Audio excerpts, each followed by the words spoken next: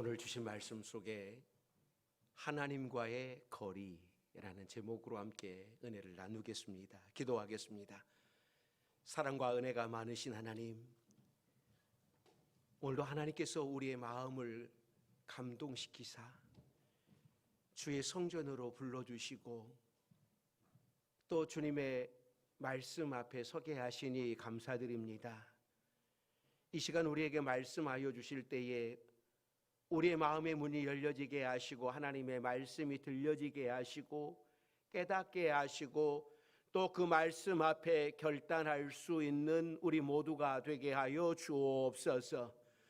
또 하나님 앞에 나오며 우리의 무거운 짐들을 가지고 나와 싸우니 이 무거운 짐들이 다 벗겨지도록 성령께서 함께하여 주시옵소서. 예수님의 이름으로 기도드립니다. 아멘. 오늘도 하나님의 부르심을 받고 주의 성전 안에 거하시는 여러분들에게 하나님의 은혜가 함께 하시기를 바랍니다. 아직 5월인데 굉장히 날씨가 더운 것 같습니다. 또 올 여름은 비가 많이 오고 또 무더운 여름이 될 것이라고 하는 이야기들을 해서 벌써 많은 사람들이 걱정을 하고 있습니다. 그래서 그 뉴스 제목도 슈퍼 엘니뇨, 역대급 폭염, 폭우 몰고 오나, 이런 제목이 달려 있습니다. 그래서 이번 여름을 어떻게 하나 그런 걱정이 들게 되는데, 그러나 여러분 너무 걱정할 일은 없을 것 같습니다. 왜냐하면 더운 여름이 올 거라고 하지만 또 언젠가는 이 여름이 지나가고 또 가을이 오지 않습니까? 그러기에 하루하루 우리에게 주어진 날들을 성실하게 살아내면 우리 인생에서 추수하는 가을도 기쁨으로 맞이하게 될 겁니다. 우리나라는 계속 여름만 계속되거나 또 겨울만 계속 되지 않고 1년이면 4계절이 변하는 것은 태양과의 거리가 얼마나 되느냐에 따라서 달라지게 됩니다. 그러니까 지구는 각 지방마다 계절이 다릅니다. 그러니까 우리나라처럼 4계절이 뚜렷한 나라도 있지만 적도 부근에는 항상 뜨거운 여름만 있고 또 극지방은 항상 추운 겨울만 있습니다. 그러니까 북극과 남극에는 만년설, 우리가 더위에 헐떡이는 여름에도 북극 지방에는 하얀 눈을 볼 수 있고 춥습니다. 요즘 지구 온난화 문제로 이 북극의 빙하가 많이 녹아내려서 근심을 하고 있습니다. 힘들다라고 하는 거죠. 지구가 지역에 따라서 이렇게 계절의 변화가 생기는 이유는 태양과의 거리 때문입니다. 적도지방은 가운데가 둥그렇게 나와 있어서 태양과 거리가 가깝기 때문에 태양열을 많이 받아서 뜨겁고, 또 극지방은 태양과 멀리서 떨어져 있기 때문에 태양열을 적게 받기 때문에 춥습니다. 인도네시아나 말레이시아에는 열대 우림이 있어 생명체가 풍부한데 이 남극이나 북극에는 생명체가 적습니다. 저주를 받아서 그럴까요? 아닙니다. 태양과의 거리가 멀기 때문에 그런 거예요. 태양과 거리가 가까우면 생명력이 넘쳐나고 생명력으로 충만한데 태양과의 거리가 멀어지게 되면 얼어붙습니다. 이것은 우리의 영혼도 마찬가지입니다. 하나님과 거리가 가까운 영혼은 늘 생명력이 충만해. 작은 거에도 감사합니다. 작은 거에도 기쁨이 있습니다. 하나님의 사랑으로 충만합니다. 그런데 하나님과 멀리 떨어져 있는 사람은 마음이 얼어붙어 있어요. 그래서 우리는 이 사람이 하나님과 거리가 가까운 사람인가 가깝지 않은 사람인가, 이것을 무엇을 보면 알 수 있냐면, 전도를 하다 보면 전도지를 하나 받을 때에도 기쁨으로 받는 사람, 감사합니다, 아유 수고가 많으시네요, 이렇게 말을 하면서 가는 사람도 있는가 하면 그냥 아주 무뚝뚝하게 인상을 쓰면서 왜 이런 걸 주냐고 막 이러는 분도 계시거든요. 마음이 굳어 있어서 얼굴에까지 표정이 나타나는 거예요. 그런데 감사하고 또 이렇게 밝은 얼굴을 하고 있는, 표정을 하고 있는 사람은요, 대부분이 예수 믿는 사람이다라고 하는 생각이 들어요. 그래서 작은 말 한마디에도 감사하다라고 인사를 하고 지나가는 것이죠. 여러분의 마음은 어떻습니까? 이 사람의 마음은 시시때때로 변해요. 그래서 어떤 때에는 하나님과 가까이 있는 것 같기도 하고, 또 어떤 때는 하나님과 멀리 있는 것 같기도 합니다. 또 어떤 때는 하나님이 전혀 느껴지지 않을 만큼 멀리 떨어져서 과연 하나님이 나를 정말 사랑하시는가? 정말 하나님이 나를 사랑하시는가? 과연 하나님이 계시는가? 이런 의심이 들 때도 있습니다. 여러분 가운데 이런 마음을 갖고 있는 분이 계시다면 하나님께 가까이 가려고 노력을 해보십시오. 그런데 정확하게 말하자면 우리가 하나님께 가까이 가려고 노력하는 것이 아니라 먼저 하나님께서 우리와 가까이 하셨고 하나님이 먼저 우리를 찾아와 주셨습니다. 그런데 우리의 마음의 문을 닫고 있기 때문에 그 하나님을 느끼지 못하고 있는 겁니다. 자, 그러면 어떻게 하면 하나님을 느낄 수 있을까? 어떻게 하면 하나님이 바로 내 앞에 계시고 숨결이 느껴질 만큼 가까이 계신 것을 느낄 수 있을까? 오늘 본문 속에서 우리가 하나님을 가까이 느낄 수 있고 하나님이 나와 함께 하시다라고 하는 것을 알 수 있는 것, 그것이 무엇인가를 말씀을 해요. 자, 본문 7절 말씀 속에서 한번 찾아보시기 바랍니다. 7절 말씀 같이 읽습니다. 우리 하나님 여호와께서 우리가 그에게 기도할 때마다 우리에게 가까이 하심과 같이 그 신이 가까이 함을 얻은 큰 나라가 어디 있느냐.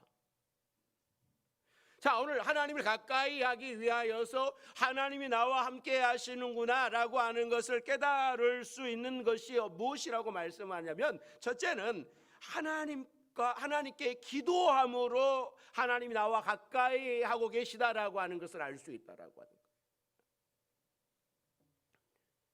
하나님께서는 기도하는 사람을 좋아하십니다.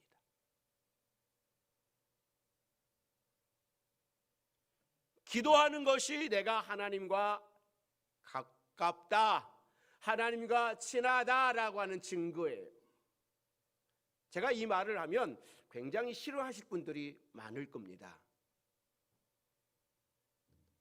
그런데 사실이잖아요. 우리 하나님 여호와께서 우리가 그에게 기도할 때마다 우리에게 가까이 하심과 같이, 그러니까 기도하는 사람은 하나님과 가깝다라고 하는 거예요. 우리가 기도할 때 하나님이 가까이 계심을 느낄 수 있습니다. 하나님께 가까이 가고자 하는 사람은 기도해야 됩니다. 기도하지 않고서는 하나님의 숨결을 느낄 수가 없습니다. 기도하지 않고서는 하나님의 임재하심을 체험할 수가 없습니다. 모세는 이스라엘 백성들에게 설교하기를 하나님은 우리가 기도할 때마다 우리에게 가까이 하셨다라고 고백을 하고 있습니다. 세상 어느 민족이 어떤 신이 이럴 수 있느냐라고 하는 거죠. 그러니까 세상 신들은 기도한다고 와서 해서 도와주지 않습니다. 사람이 만든 신이 어떻게 뭘 도와줘요? 아예 그 신을 만든 그 사람한테 도와달라고 하는 것이 더 빠르지 않겠습니까?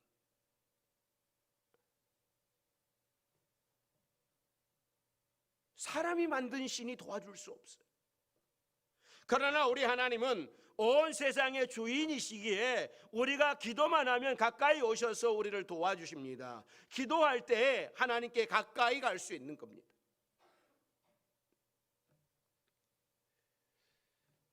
기도하는 것을 좀 무엇에 비유할 수 있을까?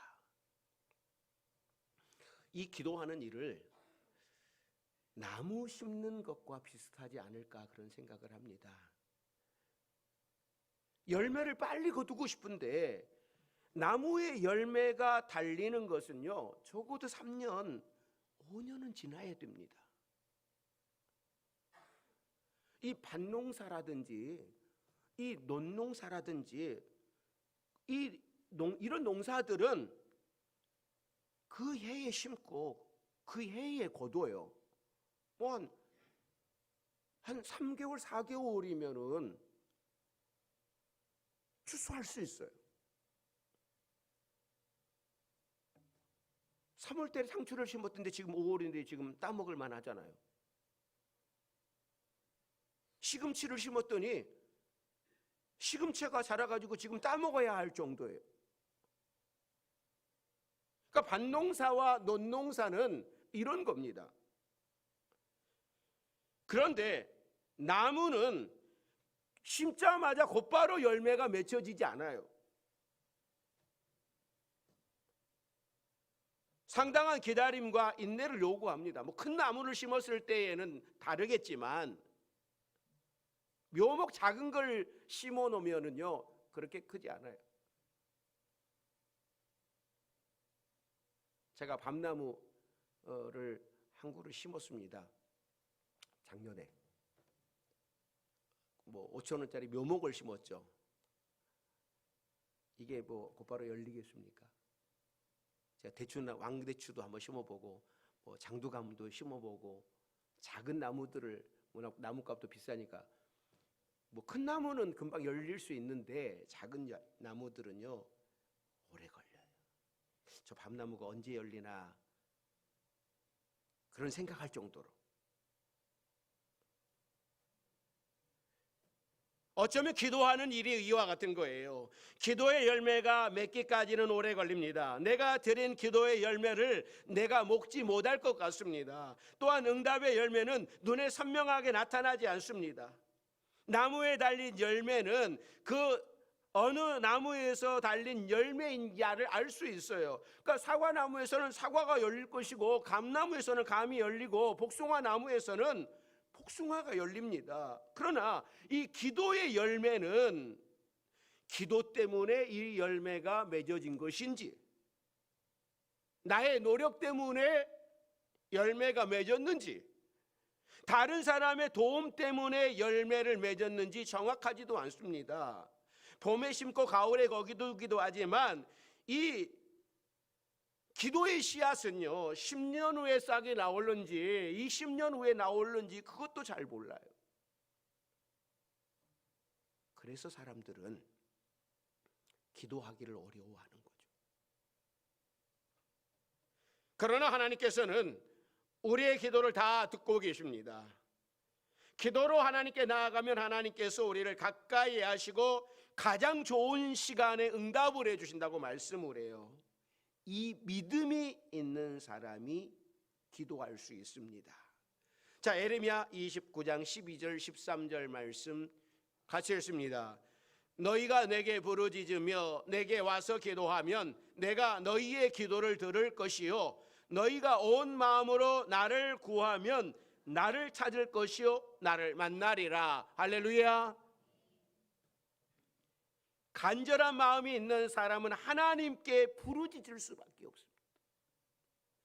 전심으로 부르짖는 자를 하나님은 외면하지 않으시고 만나주시는 거예요. 기도 생활을 멀리하고 하나님을 멀리하면 우리 주변은요 하나씩 하나씩 얼어갑니다. 마치 태양과 멀리 떨어진 남극과 북극이 얼어붙듯이 우리 주변도 하나씩 하나씩 얼어붙습니다. 그러면 모든 것이 실타래처럼 헝클어져서 헤어나올 방법이 없는 거예요. 문제투성이 인생을 해결할 방법은 하나님께 가까이 가는 겁니다. 그러면 얼음이 태양 볕에 녹듯이 봄철에 얼음 녹듯이 어느 순간에 문제가 하나하나 해결되는 것을 체험할 수 있습니다. 사랑하는 성도 여러분, 여러분이 신앙생활을 오래 하셨는데 왜 삶에 힘이 없습니까? 왜 세상에 나가서 그리스도인이라고 떳떳하게 밝히지 못합니까? 그것은 우리 안에 영적인 힘이 없기 때문이에요. 하나님과 너무 멀리 떨어져 있기 때문에, 힘을 잃어버렸기 때문에, 영적인 파워가 없기 때문에 세상에 나가서 소극적인 성도로 살아갈 수밖에 없는 겁니다. 사랑하는 성도 여러분, 하나님을 멀리 계시지 않습니다. 바로 여러분의 안에 계십니다. 그 하나님께 모든 것을 아뢰고 하나님의 능력으로 이 세상을 힘있게 살아갈 수 있기를 바랍니다. 신앙생활은 그저 주일날 교회만 왔다 갔다 하는 것으로 신앙생활 한다고 말할 수 없습니다. 신앙생활 하면서 하나님의 은혜의 체험도 있어야 돼요. 기도하고 응답받는 체험도 있어야 됩니다. 정말 하나님이 내 마음에 만나주시는 체험도 있어야 돼요. 아, 정말 하나님 살아계시구나 라고 하는 이 체험이 있어야 돼요. 그래야 여러분 신앙생활이 재미있습니다. 그래야 봉사하는 것도 재미있습니다. 하나님을 섬기는 것이 기쁜 거예요. 그저 의무적으로 교회만 왔다 갔다 하는 사람에게는 기쁨이 없습니다. 교회 가면 좋다고 해서 가긴 갔는데 정말 좋은 것인지, 주일이 되면 교회 가야 한다라는 의무감만 들고, 그래서 때로는 아침에 늦잠 자고 싶어서 가기가 싫고, 이런 사람은 아직 신앙생활의 체험을 해보지 못해서 그런 거예요. 기도해 보십시오. 그리고 나를 만나주시는 하나님을 체험할 수 있는 여러분들이 되시기를 바랍니다. 막연하게 하나님이 계시대, 하나님이 계시다고 하던데, 이런 신앙 말고, 아, 정말 하나님은 계셔. 그리고 내가 기도하면 하나님은 응답을 주시오. 내 인생을 인도해 주시오. 이런 체험이 여러분에게, 이런 간정이 여러분에게 있기를 주의 이름으로 축원합니다. 두 번째는요, 말씀을 지켜 행함으로 하나님께 가까이 할 수 있다라고 말씀을 해요. 자, 8절 9절 말씀이죠. 자, 같이 읽습니다. 오늘 내가 너희에게 선포하는 이 율법과 같이 그 규례와 법도가 공의로운 큰 나라가 어디 있느냐? 오직 너는 스스로 삼가며 내 마음을 힘써 지키라. 그리하여 네가 눈으로 본 그것을 잊어버리지 말라. 네가 생존하는 날 동안에 그 일들이 내 마음에서 떠나지 않도록 조심하라. 너는 그 일들을 내 아들과 내 손자들에게 알게 하라. 사랑하는 성도 여러분, 기도할 때 우리를 가까이 만나주시는 하나님께서는 우리에게 말씀을 주시고 그 말씀대로 살라고 하십니다. 하나님께서는 광야의 이스라엘 백성들에게 만나를 내려 먹이신 것뿐만 아니라 율법을 주셨습니다. 하나님께서 직접 돌판에 새기고 모세에게 율법을 주셨습니다. 이 율법을 사람의 지혜로 만든 것이 아닙니다. 하나님께서 직접 주신 겁니다. 하나님께서 받아서 법을 지키며 사는 민족이 세상에 어디에 있습니까? 이스라엘밖에는 없는 거예요. 이제 그 말씀이 우리에게 왔습니다. 그 말씀을 듣고 지켜 행하는 사람이 복이 있습니다. 이 말씀이 생명의 양식입니다. 사실 사람이 무엇을 먹느냐에 따라서 그 생명체는 그 체질과 생존력이 달라집니다. 이 백화점에 가보면 같은 식품이라도 사람들에게 호기심을 주는 음식들이 있어요. 그러니까는 그 음식을 뭐로 만들었느냐, 유기농이냐, 뭐로 만들었느냐. 그래서 그 식품이요 비싸요. 다른 것보다 훨씬 더 비싸게 팔립니다. 한약재, 인삼 등을 먹여서 키운 가축의 고기는 등급을 매겨서 비싸게 파는 것을 볼 수 있습니다. 그러니까 무엇을 먹여서 키웠느냐, 식물들도 무엇을 먹여서 키웠느냐, 가치가 달라져요. 여러분, 사람도 마찬가지입니다. 예를 들어서 채식을 주로 하느냐 또 육식을 주로 하느냐에 따라서 개인마다 체격과 체질과 성격까지 달라져요. 이것이 신앙생활에서도 마찬가지입니다. 영의 양식을 즐겨 먹느냐 썩어질 육의 양식을 좋아하느냐에 따라 그 인생이 달라질 수밖에 없는 겁니다. 따라서 하나님께 주신 말씀을 좋아하는 사람에게는 먹으면 먹을수록 영생하는 변화가 나타날 것이요, 세상 음식 먹기를 좋아하는 사람은 먹으면 먹을수록 자신의 육신도 썩어질 것으로 변하게 될 것입니다. 다윗은 그 작은 책으로 나이가 어림에도 불구하고 엄청난 거인을 무너뜨렸습니다. 그 능력이 어디서 왔겠습니까? 모세가 10가지 재앙을 애굽에 내리면서 그렇게 강력한 지도자가 되었던 힘이 어디서 왔겠습니까? 그것은 하나님과의 거리에 그 비밀이 있는 거예요. 하나님과 새벽에 교제가 있고 말씀의 교제가 있고 예배를 통한 만남이 있을 때에 그 사람은 능력이 충만해집니다. 가까이 갈 때 능력이 나타나는 거예요.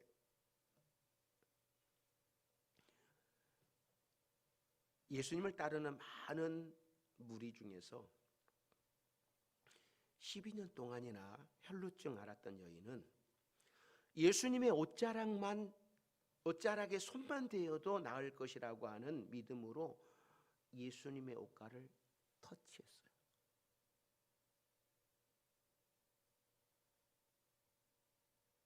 수많은 사람들이 있었었는데, 수많은 사람들이 예수님의 옷가를 스치고 부딪히고 그랬는데 그 사람들에게는 아무런 능력이 나타나지 않았습니다.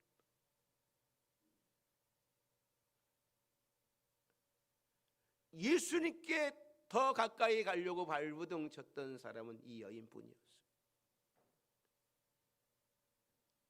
예수님께 가까이 가는 사람에게, 노력하는 사람에게 하나님의 주님의 능력이 나타나서 그 여인이 치료받았습니다. 시편 기자가 시편 73편 28절에 이런 고백을 합니다. 왜 이런 고백을 할까? 이 시편 기자가 왜 이런 고백을 할까 한번 생각을 하면서 우리가 이 말씀을 읽어야 되는데, 자, 28절 말씀 같이 읽습니다. 하나님께 가까이 함이 내게 복이라. 내가 주 여호와를 나의 피난처로 삼아 주의 모든 행적을 전파하리다. 왜 이 시편 기자는 하나님께 가까이 함이 내게 복이라 라고 하는 고백을 할까요? 여러분들은 신앙생활을 지금 수십 년간 하신 분들도 있는데 내가 하나님께 가까이 함이 복이야 라고 여러분 고백하실 수 있나요?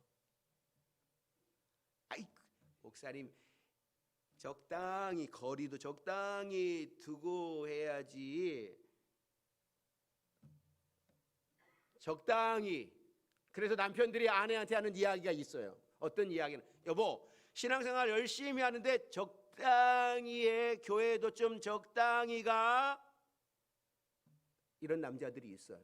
혹시 여러분 남편 가운데 혹시 이런 분 안 계십니까? 적당히 하라고. 또 남편이 또 막 열심히 하면 아내가 딱 눈을 부릅뜨고 적당히 해. 혹시 이런 분 안 계세요? 근데 이 시편 기자는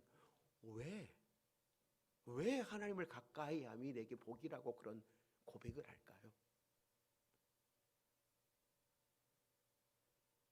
세상 그 무엇보다 하나님께 가까이 하는 것이 참된 복인 줄 깨달은 사람은 어떻게든지 하나님께 가까이 가려고 노력하는 것. 하나님께서는 우리에게 큰 능력을 가지라고 하시지 아니하시고 다만 가까이 오라고 말씀을 합니다. 능력의 문제는 노력을 해도 한계에 부딪힐 수가 있어요. 공부를 정말 잘해 보려고 아무리 노력을 해도 안 되는 데 있어요. 기타를 좀 잘 쳐보려고 해도 안 될 때가 있습니다. 찬양을 잘 해보려고 하고 싶은데 안 될 때 있어요. 돈이 좀 많이 벌어서 하나님께 드리고 싶어 돈 벌고 싶은데 안 되는 사람이 있습니다. 우리가 아무리 노력해도 우사인 볼트처럼 100m를 9초대에 뛸 수는 없어요. 하나님께서는 우리에게 이런 능력을 소유하라고 말씀하지 않습니다. 다만 하나님께 가까이 오라고 말씀을 해요. 하나님을 가까이 하면 능력이 나타나기 시작을 합니다. 하나님이 능력의 원천이기 때문에 그래요. 사랑하는 성도 여러분, 여러분들 하나님을 가까이 하는 복을 누릴 수 있는 여러분들이 되시기를 바랍니다. 하나님과의 거리를 여러분 한번 확인해 보십시오. 그 거리가 신앙생활을 하면 할수록 더 점점 하나님께 가까이 가고 계시는지, 아니면 내가 신앙생활을 하는데 그냥 일정한 거리로만 가는 거예요. 이런 사람도 있고, 또 어떤 사람은 신앙생활하면서 뭐예요? 점점 하나님과 거리가 멀어지는 사람이 있어요. 아마 이 세 사람 가운데 여러분 한 사람일 거예요. 그러니까 점점 막 가까이 가는 사람이 있는가 하면 그냥 하나님과 거리 적당하게 이 거리 5년 전이나 10년 전이나 20년 전이나 30년 전이나 적당하게 요 간격, 아니면 조금씩 처음에는 가까웠는데 조금씩 멀어지는.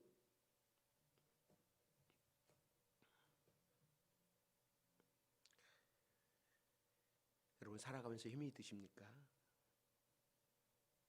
자꾸 마음에 불평이 일어나십니까?